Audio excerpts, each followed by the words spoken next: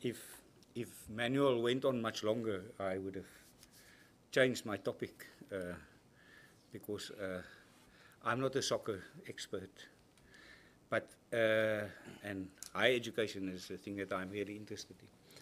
But the Manuel was in South Africa in May last year when we talked about when we were getting ready for the World Cup.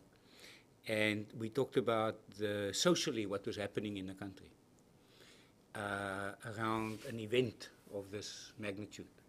So that's really what I'm going to talk about, is how does some of the effects of a global event in a, as you know, it's the first time ever that such a big event was actually staged in Africa. And there was enormous suspicion and worry about what's going to happen. And as you know, 2 months before the time in the African Cup of Nations, one of the soccer teams was ambushed and some soccer players killed.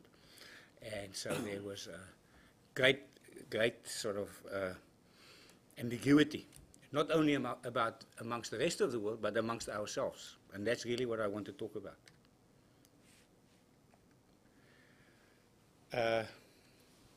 I can say we hosted it and you won it, but I'm here that in Barcelona, the you is a complicated issue.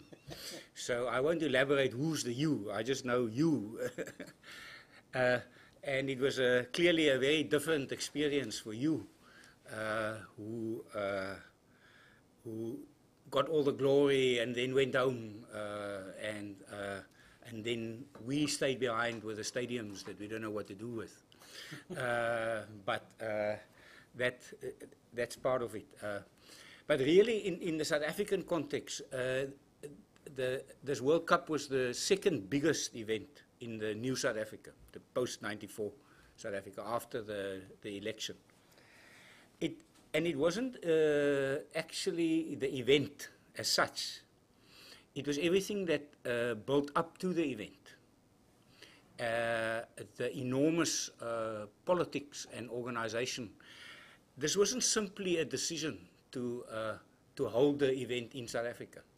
There was enormous political maneuvering going on between Mandela and Sepp Blatter and the international community as part of putting Africa on the map. And if you believe that the FIFA elections of where to hold the next World Cup is done democratically, forget about it. These things are managed and are maneuvered and deals are made about it. I'll tell you about some of the deals that we discovered that had been made in South Africa. Nevertheless, this was going to be a world event to showcase Africa following the 1994, because we were having a bit of the post-Mandela dip, as people call it. People were becoming a bit more skeptical, and people were saying, oh, things are not going so well, etc. And so this was all an attempt to now put us back on the world stage, which it did. But when Manuel and I had long discussions, long before that even, about, for instance, the experiences of Barcelona using the Olympics to restructure the waterfront, but also restructure somewhat, I presume, how the city was organized and run.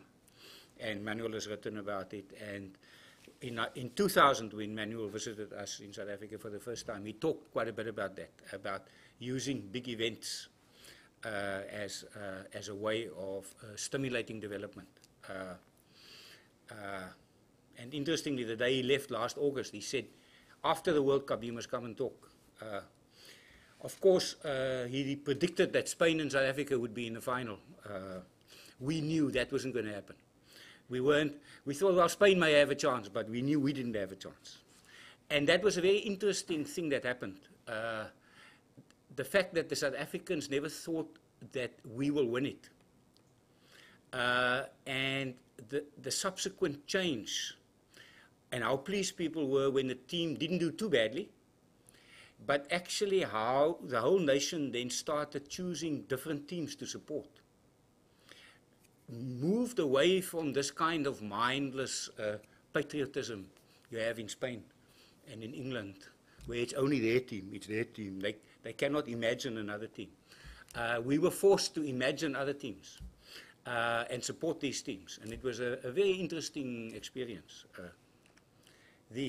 So I want to talk about 5 issues, really. The sort of the national mood, the time, the zeitgeist, the time, how did people feel?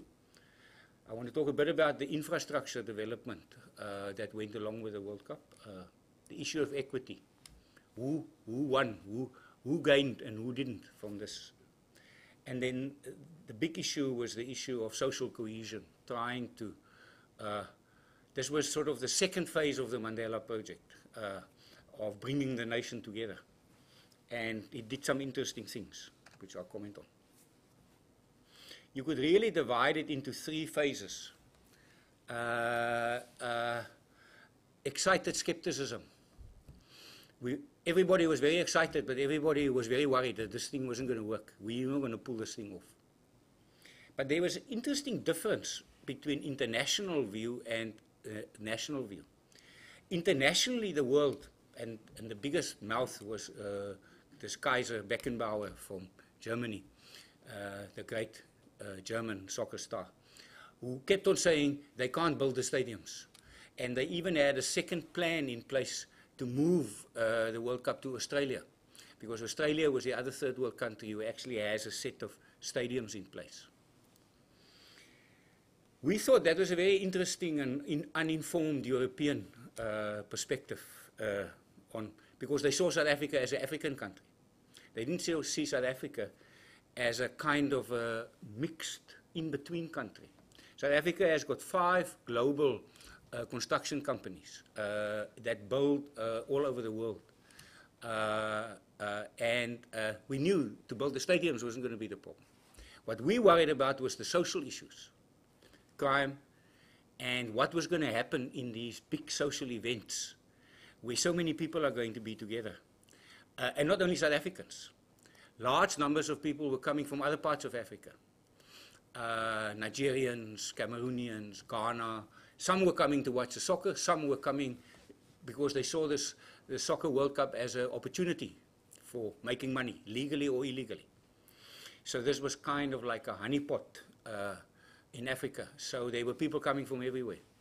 And actually, in the end, unofficially, they think that there were more people from the rest of Africa that came to the event. Although they didn't have tickets. Very few of them had tickets, but they still came. So we were worried that we were not going to manage that part, that there was going to be riots, there were going to be hooligans, soccer hooligans, and things like that.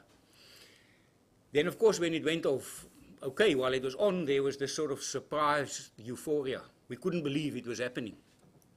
Towards the end, people started saying it must finish now before something bad happens. And there was the one big trade union was threatening a strike on electricity. And they actually wanted, if their demands weren't met, they were going to, the final was going to be in darkness, they said. This was going to be. But it showed, and I will show now how, actually the whole government swung into action to actually make this thing work, which was quite surprising to all of us. And now, and I'll end off with there's now a kind of we're back to our skepticism. But the thing that has changed is we all now know that we actually have the capacity to do this thing. We pulled off this big thing and made it work. And now is the question, what must we do to do it again? So that's basically, now of course they said we couldn't build a stadium. I mean, we built 8 stadiums. All of them were finished 3 months before the time. And of course, they were big world-class stadiums built by big world-class companies with architects from all over the world participating in the competition for it, etc. That turned out to be the easy part. This particular stadium is a very interesting stadium. This is in Cape Town because firstly, Cape Town didn't want a stadium. Cape Town had heard from a big consulting company that all the people that come to South Africa for the World Cup will come to Cape Town on holiday in any case. So Cape Town don't need a stadium. We don't need the problem of the stadium. So initially they turned it down. Then secondly, they said they want to build a stadium in a township in one of the big black poor areas, which was politically a very interesting idea. Sepp Blatter said that the opening shot of the World Cup by CNN and BBC will be of the stadium at the waterfront. And that's where it was on the first morning. It was quite amazing, this linkage of global communication and imagery. For him it was, but on top of it's not only imagery. What has now happened is the stadium is right in the heart of the city and the waterfront. So it's actually fantastic to go there. You go and have a drink in the waterfront, and then you walk to the stadium. And some of the visitors told us that they thought that this was one of the best stadiums in the world that they've ever been to in terms of access and socialness. Any case. The other things that happened around it that was very interesting was the two South African inventions, the vuvuzela. You must please ban it from Spanish soccer. Don't allow it here. It is such a noisy thing. But they have banned it in some places now. And fans without tickets, which is what I want to comment on. This was in Cape Town. They created this fan walk. This particular day, I think my wife took this photo, was when Argentina played against Germany. There were 250,000 people that walked from the station to the stadium who didn't have tickets. They came for the event, for the socialness. I walked next to this old white man who was shuffling along.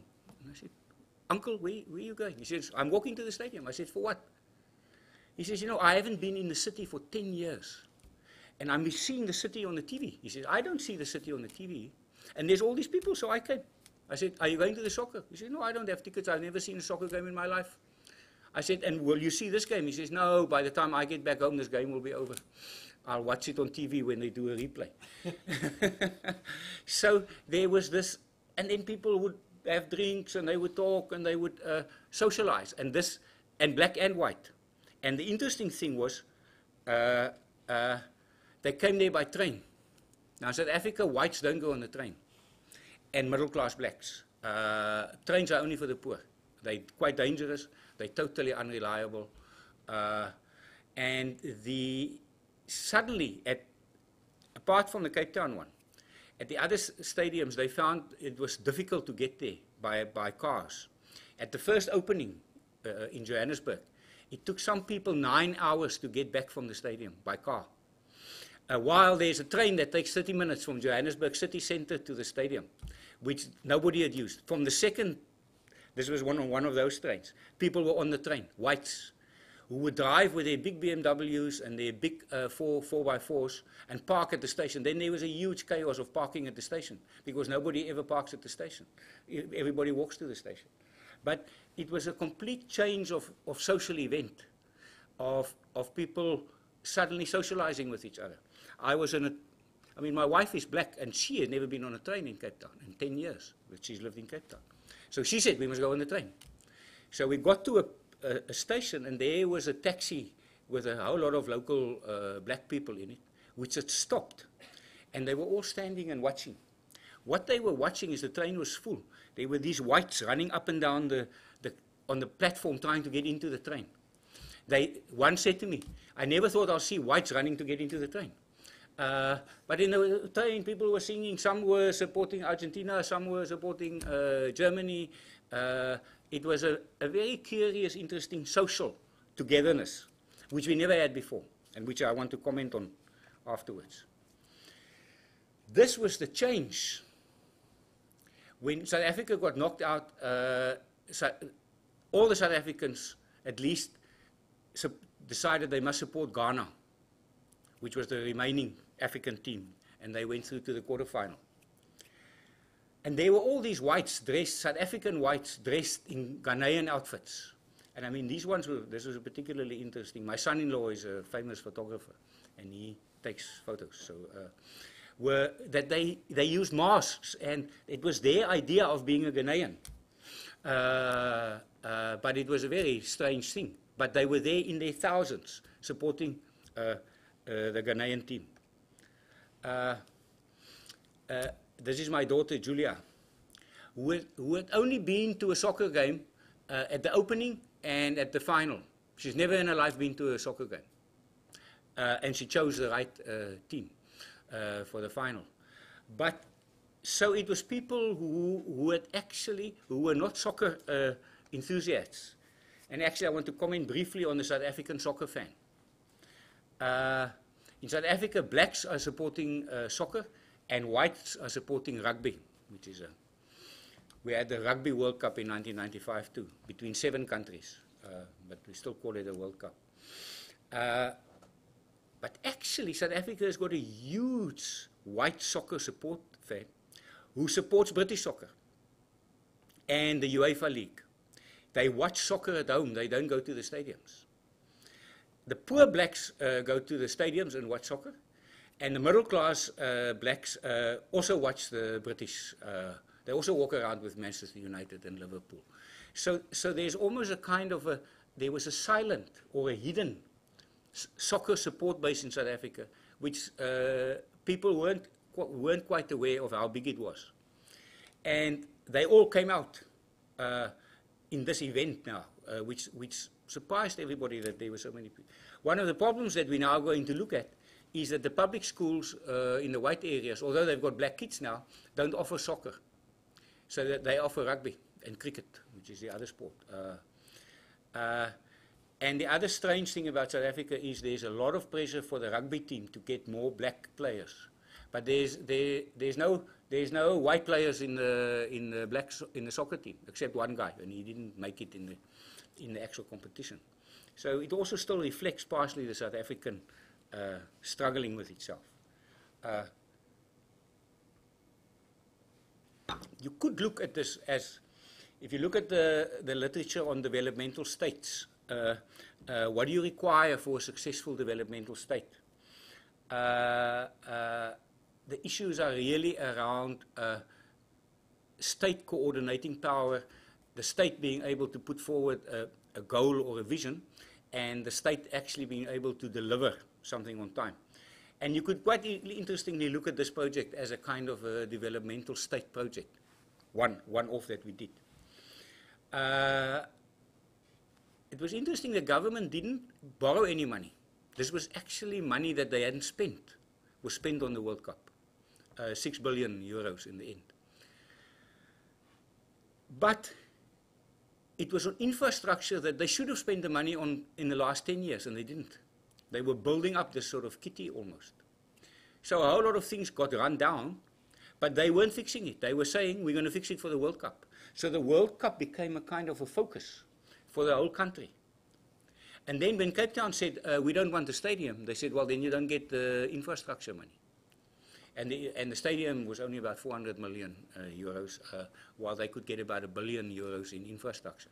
So the infrastructure was mainly airports, the main roads around the airports in the city, and the rail system to actually increase it. But what was very interesting about this was the issue of monitoring progress, which don't happen in developmental states when you have somebody from outside. It wasn't only South Africa who was monitoring.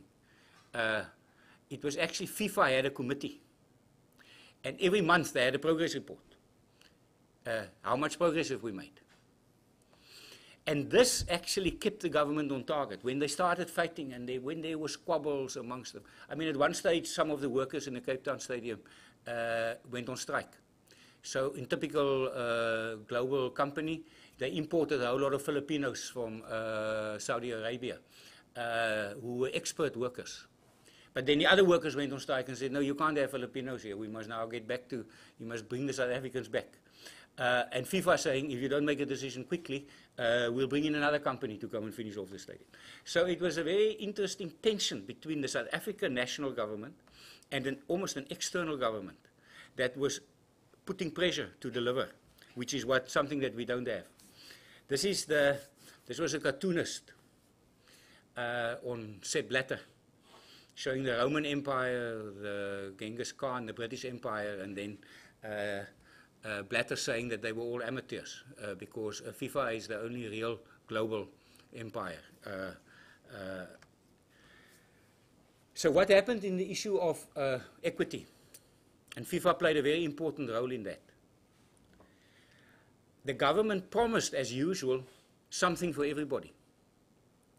But the way in which the games is structured means that you can only benefit from it if you are connected either to FIFA or to the government.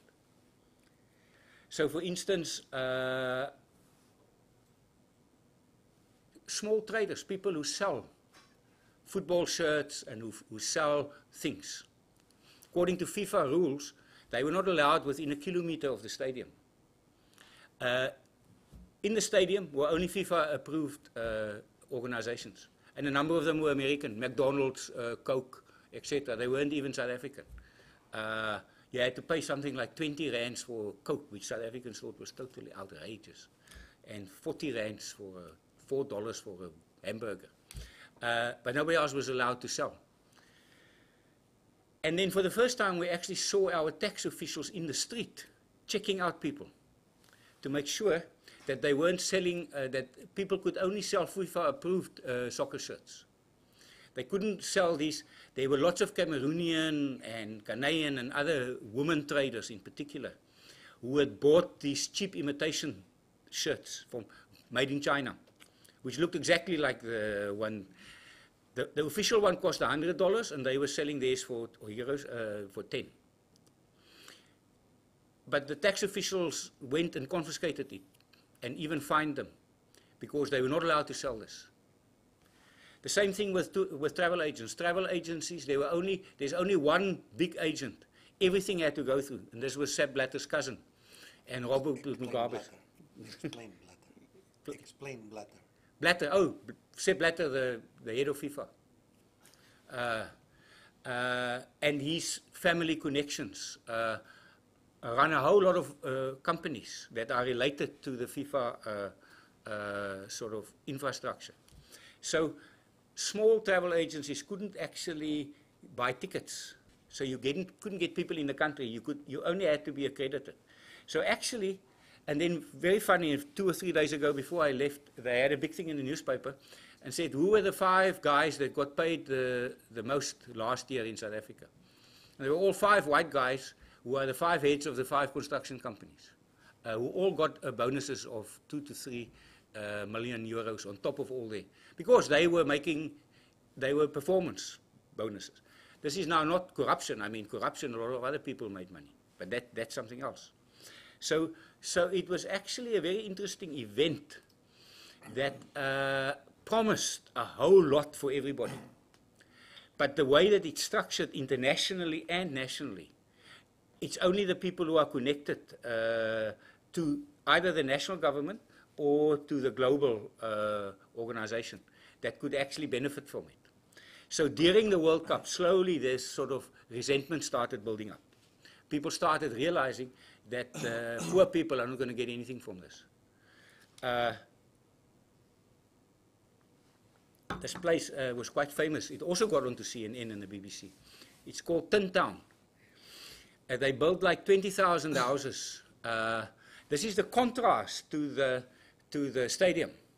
Stadiums were built by the big global companies. These were built by small contractors related to the city. And they were for people homeless and people who were in and around the city, who was going to cause a problem during the World Cup. And they were moved out into Tin Town.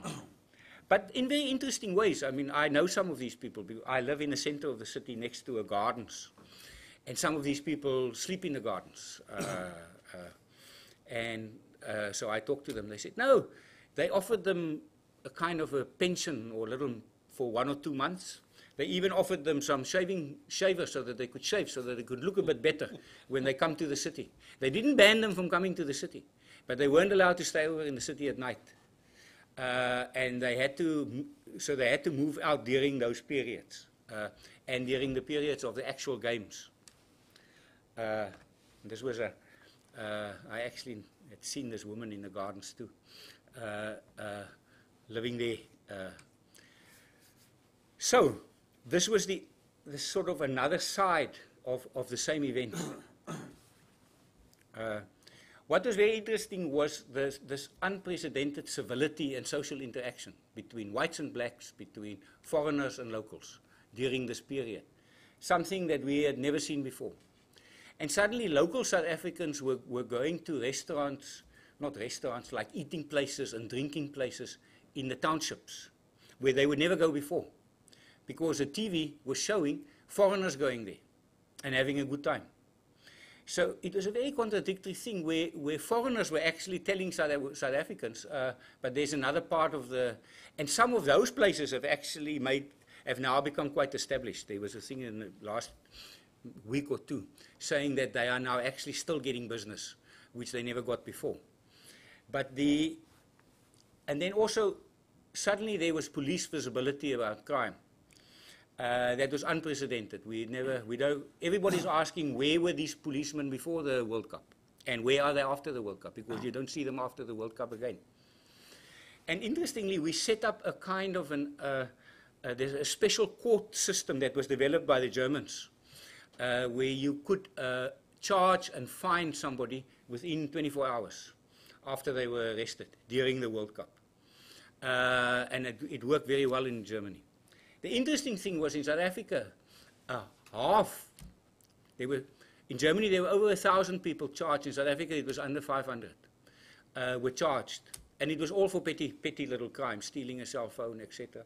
And there was no hooliganism like in Germany, or fans fighting in certain areas. So it was a very strange event that we managed for a certain period.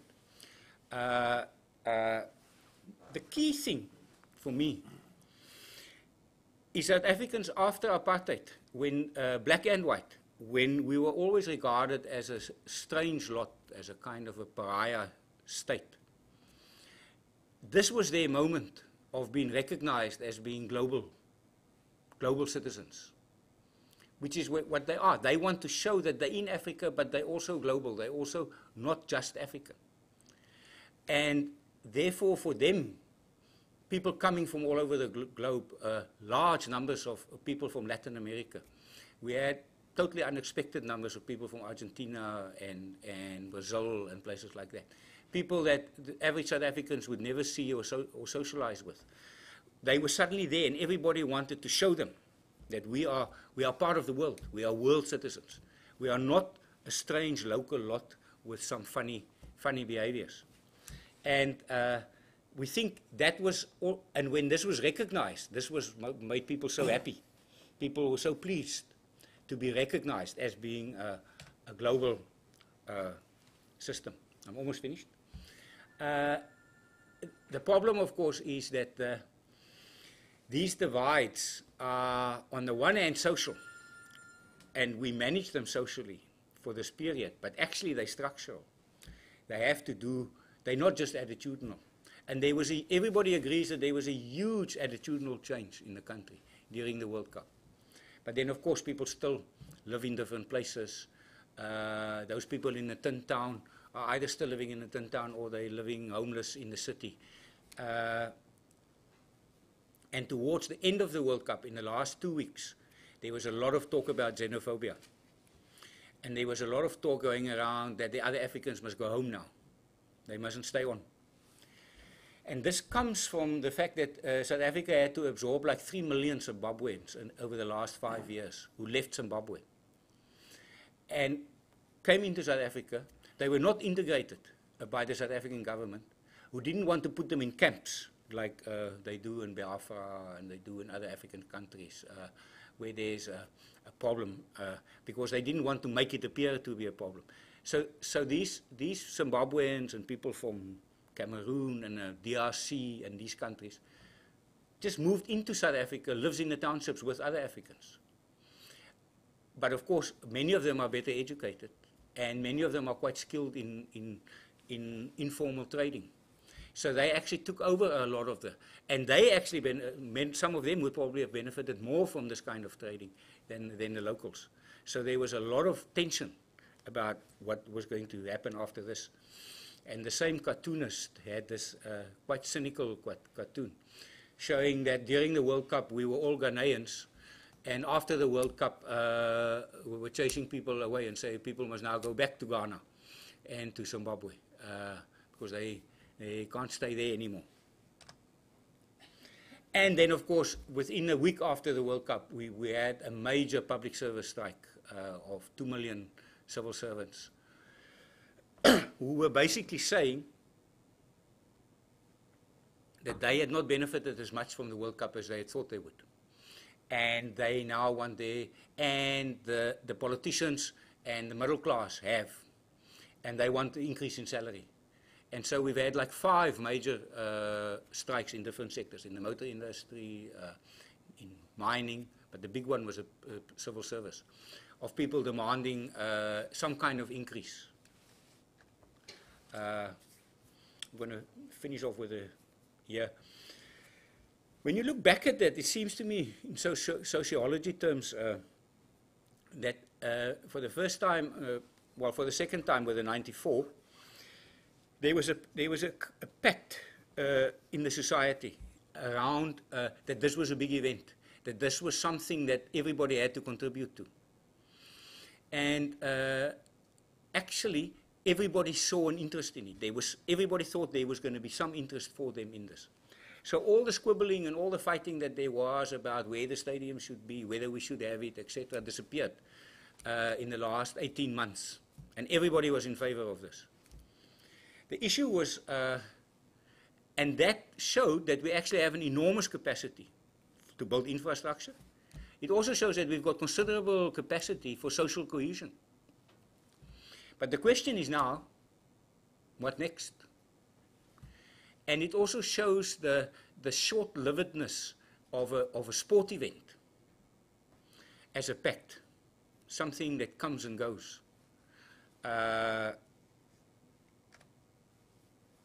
Yes, and in conclusion, while on the one hand the whole country is extremely proud about what they did and how successful they were, it hasn't actually resolved the basic inequalities in the society. It has brought about some better social cohesion, some better attitudes, but the actual structural differences has not been addressed. And then the question is, what next? What can a society that shows that it actually has the ability to do something, what does it do next? Thank you.